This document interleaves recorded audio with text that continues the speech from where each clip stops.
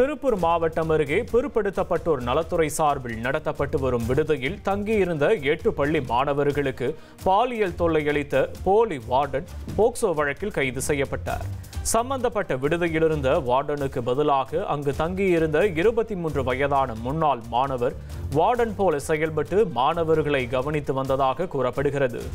இந்த நிலையில் மாணவர்களுக்கு பாலியல் தொந்தரவு அளித்ததாக எழுந்த புகாரை அடுத்து போலி வார்டனாக செயல்பட்ட இளைஞரை போலீசார் கைது செய்து விசாரணை செய்து வருகின்றனர். சிவகங்கை மாவட்டம் மானாமதுரையில் நடைபெற்ற நலன் காக்கும் ஸ்டாலின் மருத்துவ முகாமில் பொதுமக்களிடமிருந்து பெறப்பட்ட இரத்த மாதிரிகளை எந்த பாதுகாப்பு கவசமும் இல்லாமல் பள்ளி மாணவர்கள் எடுத்து சென்றனர். இரத்த மாதிரிகளை தகுதி பெற்ற மருத்துவ பணியாளர்கள் மட்டுமே கையாள வேண்டும் என்ற நிலையில் மாணவர்களை இப்பணியில் ஈடுபடுத்திய அதிகாரிகள் மீது பெற்றோர்கள் கடும் எதிர்ப்பு தெரிவித்துள்ளனர்.